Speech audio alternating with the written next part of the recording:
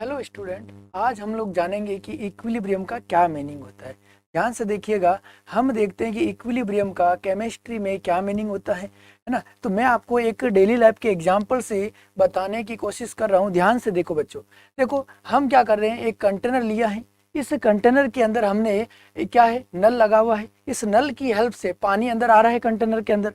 तो पानी अंदर आ रहा है ना बच्चों, तो हम इस पानी की स्पीड को, हम मान लेते हैं कि इस पानी की स्पीड को ना बच्चों, हम रख लेते हैं कि भाई कि हमारे पास में इसकी जो स्पीड है ना 3 सेंटीमीटर क्यूब पर सेकेंड की स्पीड से बच्चों पानी अंदर आ रहा है। ठीक है। अब हम क्या करते हैं, यहाँ पर एक होल करते हैं बच्चों। हम एक यहाँ पर होल करते हैं। इस होल की स्पीड कितनी रखते हैं, यहाँ से पानी बाहर आएगा, उसका पानी की जो स्पीड है ना बच्चों, वो रहने वाली है 1 सेंटीमीटर क्यूब पर आपके पास में पर सेकेंड की। तो आप मुझे बताइए क्या होगा। आप कहोगे कि सर पानी किस रेट से, पानी 3 सेंटीमीटर क्यूब पर सेकेंड की स्पीड से अंदर आ रहा है, और 1 सेंटीमीटर क्यूब पर सेकेंड की स्पीड से पानी क्या है बोलो, बाहर आ रहा है। पानी यहाँ पर बाहर आ रहा है बच्चों। ठीक है। तो आप क्या कहोगे कि हमें क्या ऑब्जर्व हो रहा है, तो आप ये कहोगे सर पानी के अंदर आने की स्पीड ज़्यादा है और पानी के बाहर निकलने की स्पीड क्या है बोलो, कम है। तो यहाँ पर बच्चों क्या हो जाएगा, तो आप ये कहोगे कि यहाँ पर बच्चों पानी पानी जमा हो जाएगा, और इसके वाटर लेवल की हाइट क्या होगी बोलो, इस कंटेनर में पानी की हाइट क्या हो जाएगी बोलो, इंक्रीज हो जाएगी। इतना मान लेते हैं कि इतनी हाइट आपके पास में क्या हो गई बोलो, इंक्रीज हो गई। इतनी हाइट मान लेते हैं कि ये हाइट और इंक्रीज हो गई, है ना। तो अब अगर बच्चों मैं यहाँ पर इसकी स्पीड, अगर इसकी स्पीड को बढ़ाकर 3 सेंटीमीटर क्यूब पर सेकेंड की, 3 सेंटीमीटर क्यूब पर सेकेंड की स्पीड कर देता हूँ, तो अब क्या होगा, तो आप ये कहोगे सर जिस स्पीड से पानी अंदर आ रहा है उसी स्पीड से क्या हो रहा है बोलो, पानी बाहर जा रहा है। तो आप यहाँ पर क्या ऑब्जर्व करोगे कि सर यहाँ पर कंटेनर के अंदर जो वाटर का अमाउंट था वो क्या हो जाएगा बोलो, तो हम ये कहेंगे कि अमाउंट ऑफ वाटर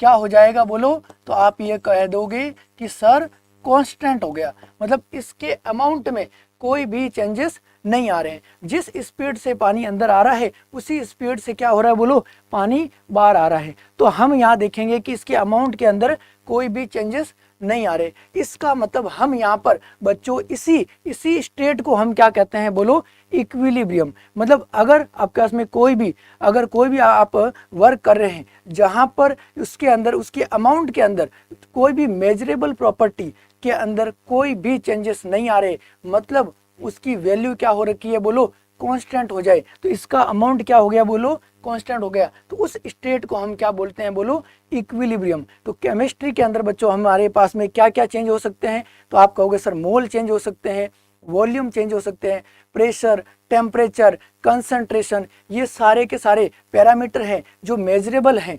उनकी अगर वैल्यू क्या हो जाए बोलो, कांस्टेंट हो जाए, उस स्टेट को हम क्या बोलते हैं बोलो, तो आप कहोगे सर इक्विलिब्रियम बोला जाते हैं। तो हमने किस प्रकार से हमने इक्विलिब्रियम का आपके पास में डेली लाइफ में कैसे हम मीनिंग समझा, है ना। अब अपन क्या करते हैं, इसकी डेफिनेशन लिखते हैं बच्चों।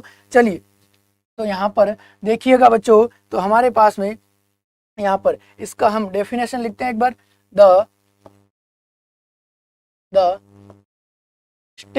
State of system, the state of system,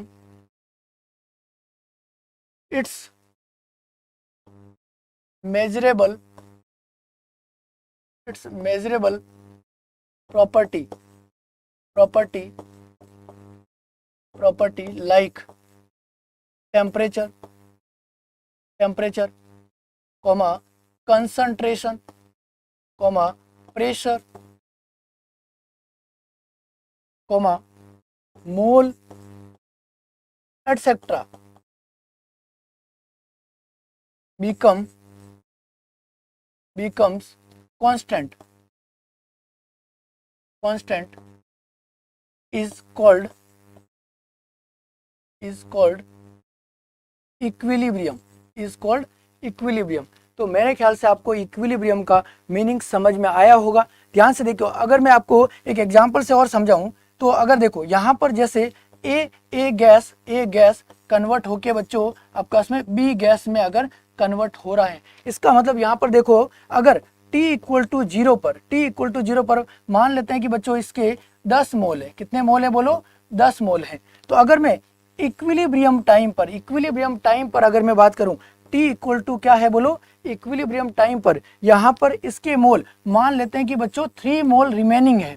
कितने मोल रिमेनिंग है बोलो? 3 मोल। और इसके कितने हैं मान लो? 7 मोल है। तो अब इक्विलिब्रियम अगर आ गया ना बच्चों, इसका मतलब आप ये कहोगे कि इसके 3 मोल ही रहने वाले हैं। कितना भी टाइम देख लो, उसके बाद में इसके मोल में, ए और बी के मोल में कोई भी चेंजेस नहीं आएगा।